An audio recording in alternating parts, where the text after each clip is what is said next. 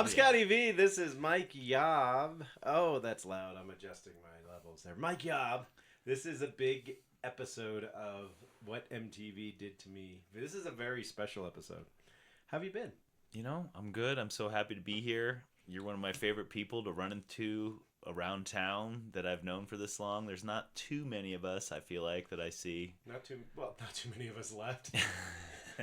Well, they've just dispersed, I guess. Yeah, there's a couple of us from the old Fort Collins High School days, and just I've been diving into nostalgia pretty thick for my midlife crisis here, and having you on this because you've come up. You heard yourself be brought up at least once, Yes, maybe twice. You and Ryan, yeah. Me and Ryan. I think I may have mentioned you in the Steve Jones one too.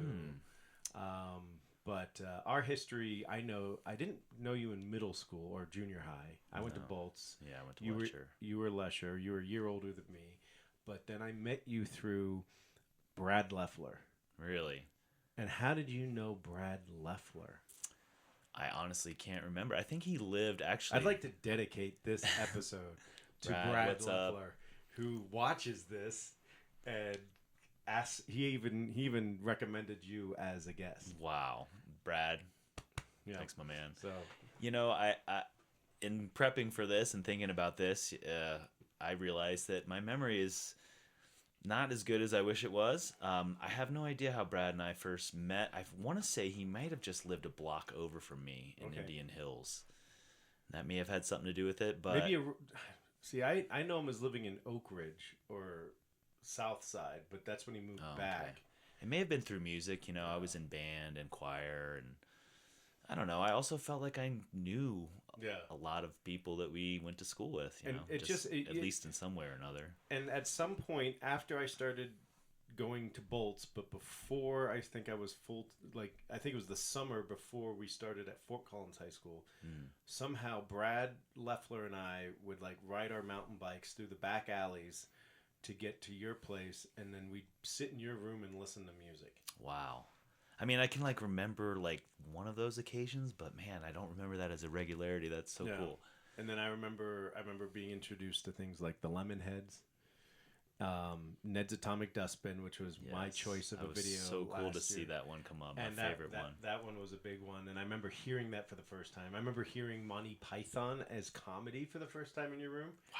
Because you had the two tape set of Final Ripoff or something like that. Was this when I lived in the basement room? No, it was no, because you had Stewart. Windows. You had windows. Yeah, it was on Stewart. Right. Yeah. So what's your history of? So that's a little bit about us, and then we were involved with Tower Troopers and theater all throughout, and we did vaudevilles together. Yeah, if you would ask me how we met, I would have said probably through drama, but I guess it was a little before that. Before that, it was me and Brad, because Brad never did theater until he was in a vaudeville and maybe the senior show, but he wasn't a theater guy. Right. So, but we knew each other through music, and so I originally know you through music, and that's my connection with you is so much stronger. I don't know. I mean, I was just thinking about that. It's like, oh yeah, Yob was a Tower Trooper, and Yob and Dave, and that we were always in the same shows, and I was like, but I know Yob through music. Yeah. So that's interesting things like that. But what's your history with MTV? Yeah.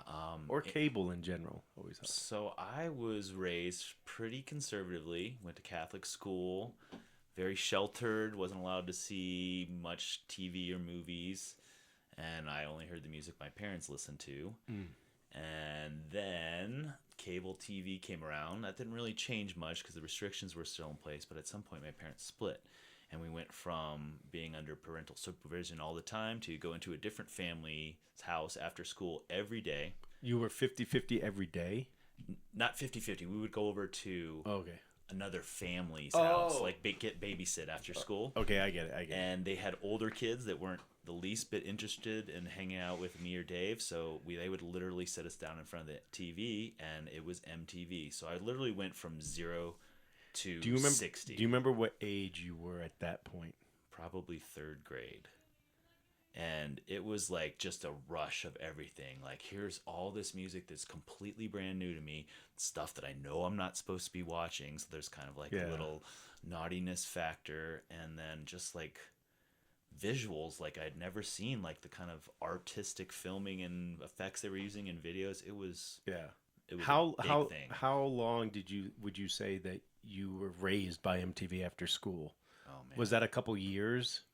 Like, would you say that was pretty formative for your elementary? Very. That was like, so you and I had very similar experiences where for me, it was my older brother. And when both parents are working, my dad was HP or my mom was either running the store. She had a store on Linden Street, or sometimes she works like that Spud Works. I know she worked there once or something. But you'd come home and you'd have like 2.5 to 3 hours of solid MTV. Yeah. And for years. And like that, like I said, it wouldn't have happened if I was at my own house, but it did. And so being away, you knew that you wouldn't be doing this at home. So you probably even paid a little bit closer attention. Yeah.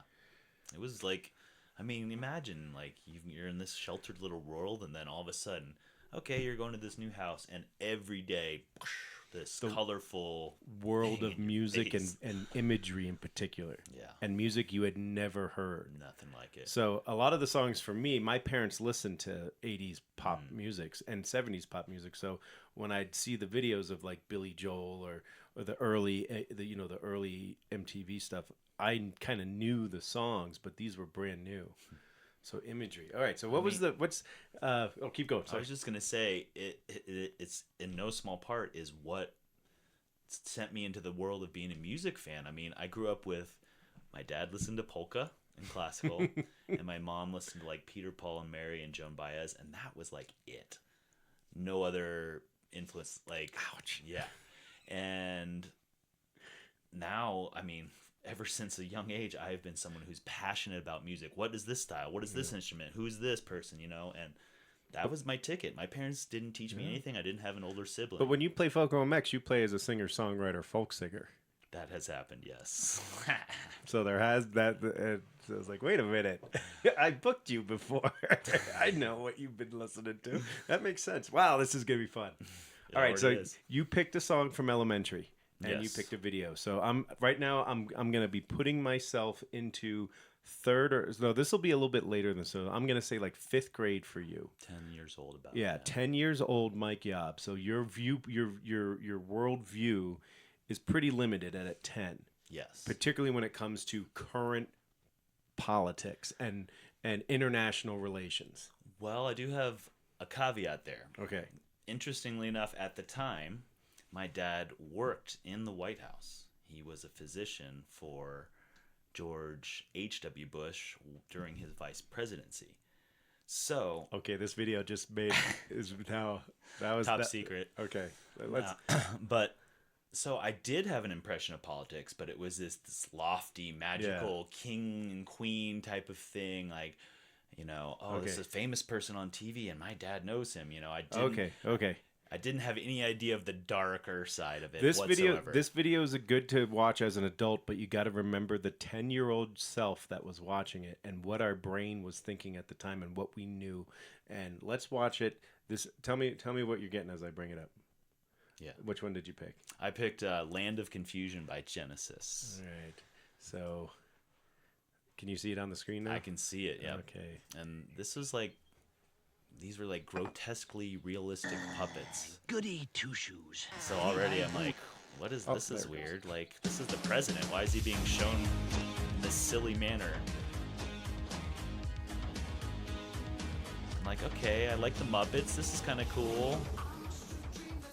And then it's like scary. Oh my god, slithering snakes, marching troops, scary faces. Oh my gosh, what's happening? I don't understand the world all of a sudden. Do you remember Invisible Touch?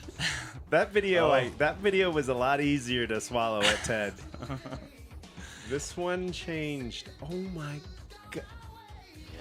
Yeah. The ripping of the heads there. Oh, the roots, which are like, I was like, this is. And like, we're 40 years plus past, and I tried to make a list of some of the faces I recognized. Margaret Thatcher, Gorbachev, Henry Kissinger, the Ayatollah, Gaddafi, Captain Spock makes an appearance at some point, Bob Hope, Rambo, Marilyn Monroe.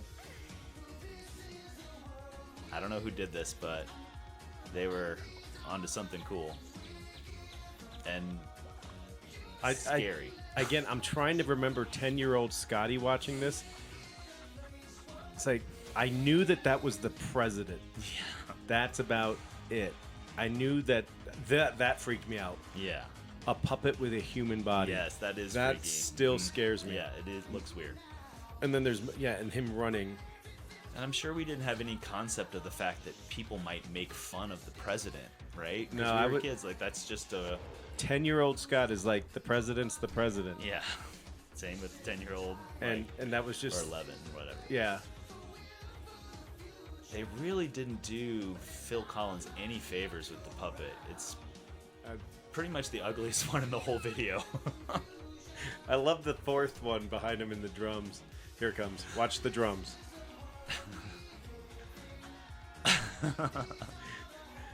I remember loving that. I never really noticed the hands in the audience are like alien hands at one point. Right now they wow. look like normal gloved hands, but later on they're like crocodile hands. Yeah, I mean, even as an adult, it's pretty nonsensical. It's just some kind of Ronald Reagan's having a fever dream. It's a fever dream of Ronald Reagan going into... Now, this is like... Now, I researched it. It was a British... It was a British show called Spitting Image, the Spitting Image puppets. They were... That's Bob Hope. There was a couple specials that they would have on HBO, and since you didn't get to watch HBO probably from your more conservative parents, Right. and that would be more of an evening thing. But I knew that these puppets existed in another show called The Spitting Image. There's Rambo. And they did social silly come. It was like Mad Magazine come to life. Interesting. I would have been watching a little bit of HBO back then, but it would have been like Fraggle Rock. Yeah. Don't they eat the dozer sticks? Yeah, they do. And It's the problematic. dozers are just trying to build shit. They're just these- little slaves. And they, the Fraggles come in and eat everything. it's twisted. Oh, Jim this Henson. part. This part is gonna. Yeah. The weirdest part. Is that by far. Prince? Is that Prince? Right here? Oh, I thought it was the guy from the band, the keyboardist, but I don't know. That's Mick Jagger. Yeah. I don't know who the tongue eater was. Eating a hot dog like that haunts me still. There's so many like nightmarish things. For a kid who has never seen a Dali painting, who had never understood Dadaism or abstractism or social commentary at this level, I was just purely entertained with the puppets. I didn't that that's pretty baby hands coming out. I always thought that. And then they're making fun of USA for Africa, and I was mad about this because USA for Africa was an important thing in my mind. I don't think I realized that was what was happening, but I would have been equally offended because that was deemed very special by us kids at that time. 1980, and by a lot of people. 1984, I think it was. And Bette we were- Midler, yeah, Madonna like showed Paul her McCartney. Wow, yeah, looking really rough. the Pope. I didn't catch McCartney before. Yeah, so this is one that it's like you have to see now. See how the hands were weird. Like Yeah. this video doesn't get the airplay I think it should now. Like go back and watch it. Great choice. Oh, thanks. It was because like when we heard these songs for the first time, they were accompanied by a visual soundtrack, and so it's a double imprint in your mind and in your ears. I really want the visual almost as much as the audio for some of these. Speaking of that kind of little bit of confusion you had, I had a different confusion related to videos.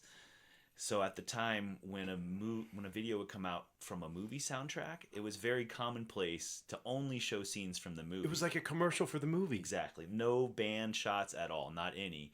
And so Phil Collins, who we just saw, did the song "Take a Look at Me Now" from I don't even know what the movie was. It was some passionate romance against all odds. Yeah. Because he says that in the song. Yes. It was against all That's odds, right. and that's the only reason I know. I've never seen the movie. And whoever that actor was, I thought it was Phil Collins. Was that Chris Christopherson? I don't know. And the same thing for Footloose. I thought Kevin Bacon was Kenny Loggins, and I didn't understand what was going on. That's it. Oh, see, that's that perfect for that mindset. Yeah. Because nobody explained it, and I'm certainly not going to ask my parents and tell them that I was watching MTV for 3 hours this afternoon. Exactly. So you have to figure it out on your own. And your 10-year-old brain said, it's obvious that Kevin Bacon is the guy singing. Who else would be in the video? Why other would than he Kenny be in it Loggins? for the 99% of it? And plus, they're showing weird flashbacks of him from, like, I guess when he went to prom or something. Yeah. I guess I just thought it was a weird style of video that was happening. Yep. I don't even know. Yeah. I And I wanna think show a couple commercials from the first one, and just to see if this kind of gives us a little bit of the same feeling. This is 87. Would you like to hear how Surgeon General Dr. C. Everett Koop says you can help protect yourself against AIDS? The best protection against the infection right now, barring abstinence, is the use of a condom. A condom should be used during sexual relations from start to finish with anyone who you are not absolutely sure is free of the AIDS virus. Listen again, it's important. The best protection against the infection right now, barring abstinence, is the use of a condom. Brought to you. So that was one of the commercials that we had to sit through in 1987. 10-year-old Scott and Mike are like, that's about sex, isn't it? Yeah. There's something involved with sex. And I don't know if I find that, like, am I supposed to find that attractive? But I don't know. You can tell that you weren't. because Who of is that guy? And how he's talking. Condom. Yeah. It doesn't Where do sound you good. put the condom? And Use I a would public sure like to service know by the more, but American I definitely Foundation am for not AIDS asking. Research. Not asking anybody. So. Okay. Strong, silent type seeks outgoing, outspoken type for an out-of-the-ordinary workout. Must be daring and dynamic, have character reflecting depth, but appreciate a natural attraction. Again, a 10-year-old me is like, is that they're talking about sex, right? Yeah, of course. He's late. Why don't they have this person doing the AIDS commercial and the old guy telling me about the Diet Dr. Pepper? Or that would be so much better. But no, that's not the way they did it. So, all right, so Early snowboarding. Definitely remember Swatch in these commercials. Big Swatch time. watch. Exciting. European, amazing. 10-year-old me, yes, sold. Absolutely. I had several Swatches. I have one upstairs. I have several upstairs. Yeah. None of them made it. I have one from 1989. Oh God, that was What's cool. that guy's name with the mohawk? He was famous at that time. Glenn something, maybe. Hey, this is important. Pay Okay, attention. yeah. This girl in the headband, fucking love her. I don't know. I remember her being one of the most Really? beautiful. Again, 10-year-old Scott's like, headbands. Headbands are attractive. I like 80s headbands. What you need is a medicine that's powerful, that's fast. These that people seem starts more my working age. I remember this now. one. Maximum strength Clearasil. Its strength comes from See? benzoyl Oh, she's peroxide. so beautiful. And that guy's confidence just went through the Micronized fucking formula roof. that And he goes jumped into the down car. your Remember that? To clear your skin fast I mean, Like, these I kids have motorcycles? and minimize. definitely struggled with acne, so these commercials did not like really make me feel great. All right, remember, stick to the game plan. Right. These guys are cool. Big call to you. Point 2, never look hungry. Chocolate up to here. I remember this. Point 3. What's that? No when points 1 and 2 aren't working. Because looking hungry is the #1 turnoff. Never look hungry. That was my big. I forgot to remember that. That was great. All right, so there you go. Wow, memory So, lane. so that's the same kind of brain at from Genesis to Clearasil and to Never Look Hungry, And this guy's hair too. and that was an influence. and C. Everett Koop talking about condoms at the same time you get in Genesis. So that's that a foundation. lot coming at you. At 10. So many different angles. Knowing that you shouldn't be watching this, and they're hitting you from that. So that's 87. That's a good one. All right, so this next one really is us in the early 90s. How do you know this band? I know this band from this video coming on 120 minutes and me instantly being like, what is this? Because the first line of the song, Passing the Kind Buds, which is like, whoa, they know us. So you had already been introduced to weed culture. I mean, yeah. So, all right, this is gonna be good. And then So it wasn't like I didn't know if maybe you were from Nebraska and knew about them. They had played here when we were younger in Fort Collins a lot. I did not know because that they, at that time. they played through here because they could tour here quickly from Omaha, and play at places like Tang's and things like that over. I got a story for you about that. Oh. Later. Maybe So- a little later. And this one, so let's take a look at it. Right. So I'm like, okay, here's this kind of like funky, metal-y sound that I'm digging from other bands. And by this time, I was really keyed in on drums and drummers, and I'm like, right away, I can tell this drummer's amazing. All right. There's the line. It Kind of It's not too chili peppery feel. it's almost got that Dire Maker, Led Zeppelin, reggae rock influence, this part.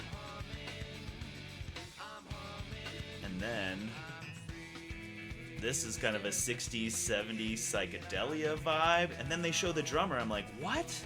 That He looks like Buddy he's Holly 12. nerd is playing drums like that? This is impossible. Music doesn't look like this. Yep.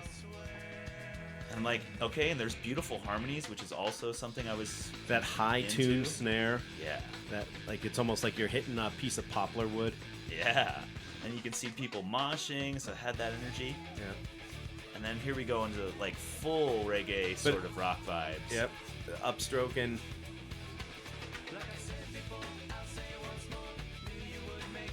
I And mean, they don't scream Omaha, Nebraska, do they? when I found that out, I was pretty shocked. I mean, Southern California. I know that's where they recorded. that's where they moved and relocated to. I mean, I was already into the rock rap genre. I liked all those bands at the time. Yeah. Urban Dance Squad. Urban Dance Squad, The Urge, Shooty's Groove was another one. The Funk Junkies was another one. None of those really made it big, but Funk they were Junkies. all sort of contemporaries. Of I won a 311. Funk Junkie CD on KTCL. Wow. Like it was a call in, like, all right, third caller to tell me the name, say it loud or something like that was their song. Yeah. I went and picked it up and they're like, do you want a whole CD too? I was like, no. They're like, oh, here it is No anyway. thanks. They gave me I got Funk Junkies and Whole. Wow. And they both sucked so bad. I actually saw the Funk Junkies open for 311 once in Dallas. of all I remember his places. giant ring of the P and the Yeah. J. They were not that good. They went more with like a almost like rap aesthetic. These are just like surfer vibes. Yeah, never heard this kind of combination. Didn't think you could combine all these styles so rhythmically and tightly. I mean, Yeah. they came out of the gates so tight. I mean, you can tell they're really young, but like their grooves are tight. The drumming and bass is locked in, and the harmonies. And then boom, you get hit with some dance hall breakdown, And I was really into. I did love the ska like you, but Yeah. before that, I was already really into reggae and Yeah. Bob Marley and also the dance hall stuff. Like, And I think the older Gen Xers stayed more in their genres. Like they would see this as more of a cheat.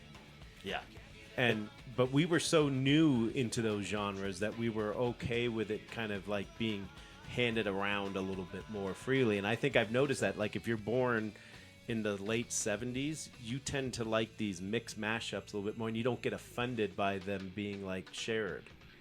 And I'm trying to figure out why. And I think a lot of it is this kind of stuff, like what we saw it with, how it came to us. It came to us through MTV, which was right after this, we'd get a rap video. yeah. Right out. So, unless we were watching 120 minutes, which, this did originally, but it got into regular rotation. Yeah. You couldn't just say, Siri, play alt rock from the 90s. You had to hope for an alternative song every once in a while, and you'd get it.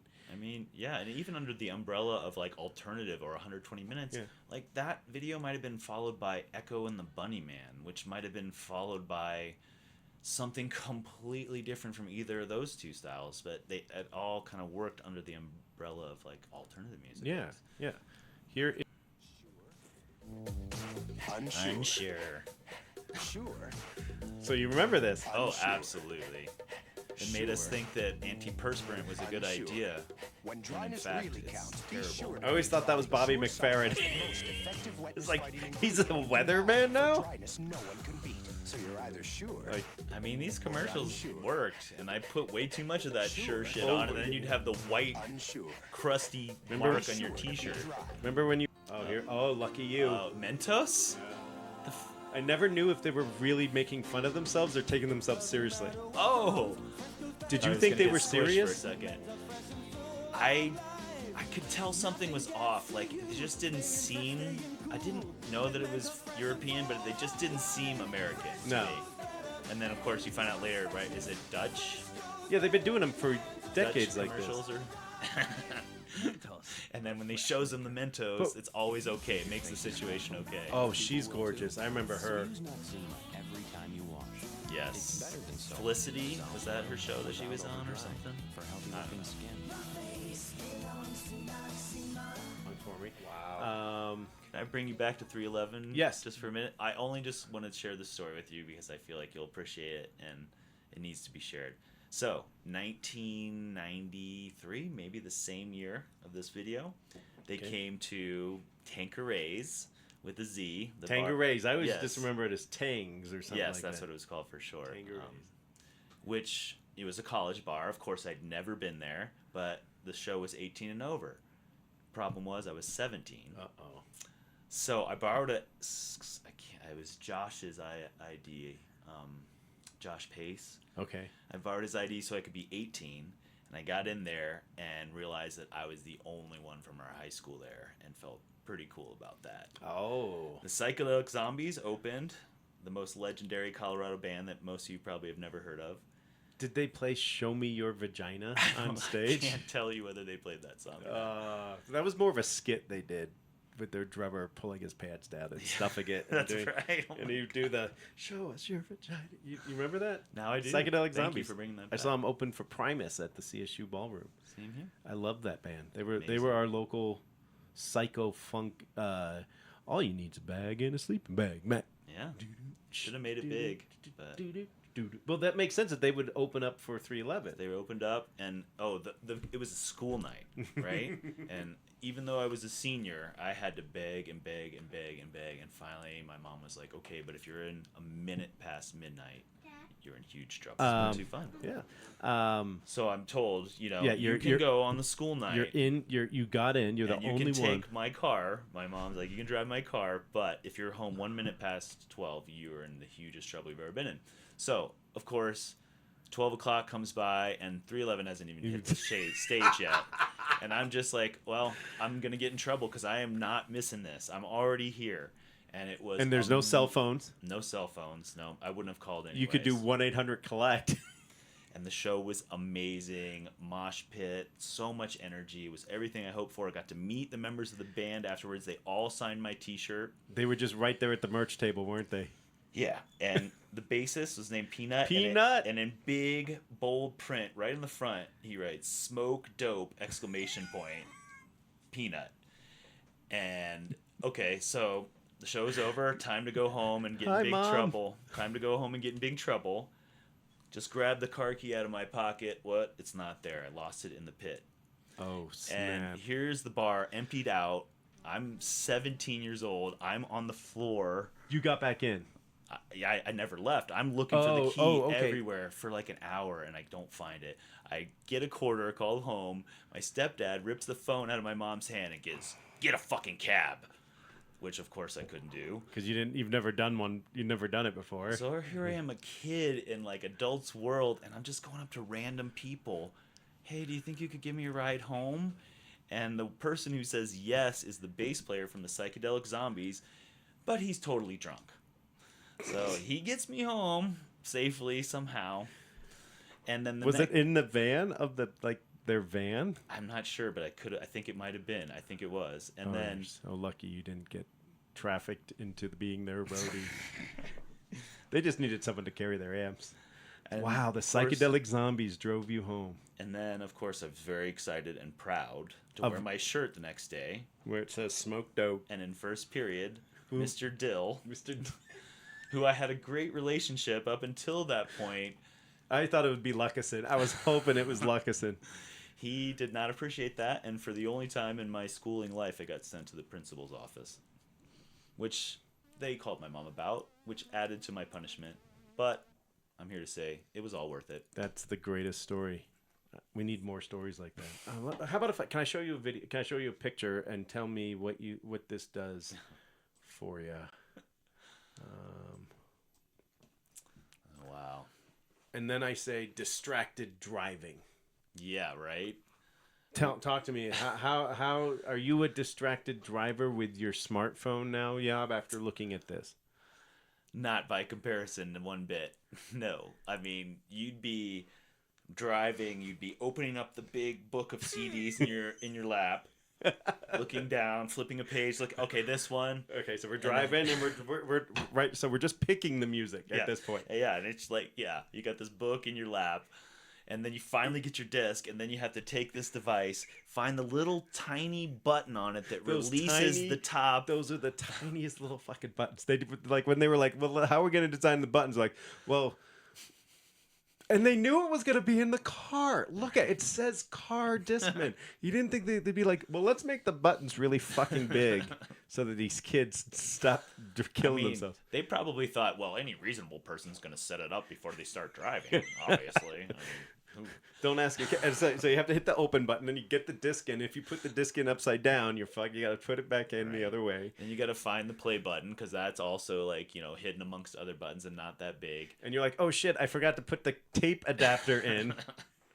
So which, by the way, is the reason the cars continued to have tape players like into the early 2000s was because of these devices, not for people to listen to their cassettes. It was because that's how we listened to CDs. So you're plugging that plug into the headphone jack, and then you're putting that cassette tape into your cassette tape player. Hopefully your cassette tape player understands that this is a dummy tape. Because sometimes it would like try to all of a sudden start rewinding it, like if it had, and it would be like trying to rewind it, and it's like, no, there's no tape in there. You have to just hit play on it. And it's like, no, I'm going to rewind this for you because it's a tape that it's like, because of the counterbalance, like they put too much technology into it. And so we're trying to eject that. And so we don't know how to fix it. So we do a Nintendo thing, which is blow on it. It works for Nintendo. It'll work for this. And then you got to get the cigarette lighter out of your car. Like, oh because shit, there's every car used to have a cigarette lighter, but you didn't want to lose it because your parents would be mad because you're driving their car. So you got to find a spot for there. Yep. And then you got to get the little 4.5 volt adapter in there into the Far target. enough. And this is all while you're driving. And then you're gonna, maybe I forgot to plug in the adapter, so now I have to find the little tiny hole on the side. 5 minutes later and 2 near miss accidents later, you got a song playing. And then you're like, okay, I'm already at school, now I gotta park. And we're just looking for parking spots around Fort Collins High School. Usually, hopefully it had just snowed. And like, there are several spots available, but they're covered in snow piles. That's right. God. I remember just park at Noah Besser's house. And he lived right across the street. Getting one of these and then like quickly kind of being like, no, I think I'm okay with just tapes. It's easier in the car, you know. I think I'll listen to CDs at home. Like, because too much. For us, this would have been our only CD player. Mm-hmm. You don't, because this alone, the Sony ones, I think I had an RCA, which like the Sony ones were supposed to be like anti-skip. Right, ESP. That's what that meant. Yeah. And the RCA one was like $49, which was huge for me working at Chef Wang's. And I was like, okay, so that would be my only, and I'd have to hook it up to my speaker system in my room. Yeah. And then then my headphones. And then when my first car to my car is like, yeah, I'm going to stick with tapes because tapes, I have a tape deck. My friends have tape decks. Yeah. We make mixtapes. Right. Yeah. And then eventually they got CD players in cars, but man, and then like I remember some people like had like some levitating platform like that try to be like a shock absorber to it. Oh yeah. Right. Really, even with the expensive non-skip one, you're skipping all the time. Every bump, you're skipping. Because it's like in the glove compartment, or it's like it's in your friend's lap. Here, track 6. Then occasionally you'd meet like maybe this is a few years later, but like some kind of big baller guy that had like the 5-disc changer in his trunk that took up like 3/4 of the trunk. And it's like, do you have to go to the back to change it every time? I never got that. Yeah. And I loved tapes because you could throw the tapes, but we were still paranoid about CDs getting scratches on them. Yeah. At this point, they're like, "No, you gotta." That's why you had it in the book, in the car, and then there was the visor one that had that, and you'd be like looking up. I never had the visor. I can't believe it. But I had the biggest man crush on a band called Enough's Enough. I remember them. Yeah, they were like hippie hair band. We're Didn't you playing wear, like. Oh yeah, this is good. Oh.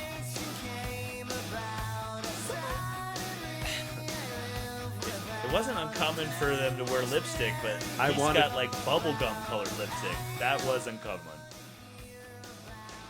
This song is such a great hook. The whole thing is a hook. They glam them out more feminine.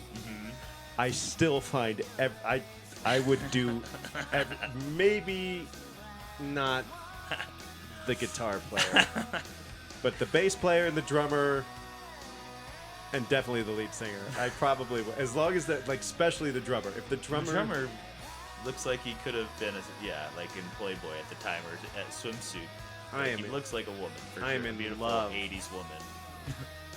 And I never saw anything wrong with this or with Poison, and I wanted peace sign shirts. This is why I think Ned's Atomic Dustbin meant so much. Like, spoke to me because I like this one. These guys went nowhere after this. Did they have another song about what was it? Fly called? High Michelle. Fly High. I knew it had a girl's name in it. Yes, that's the one I'm more familiar with. Yeah. Oh God. I just I do have to say, Scotty, I was pretty famous back then for liking all the hair bands, the good ones, the bad ones, but Enough's Enough was just a little bit. They didn't do it for me. I had to like stop there. Very excited. I'm gonna end this. Yeah, we Okay. can go But this is forever. good.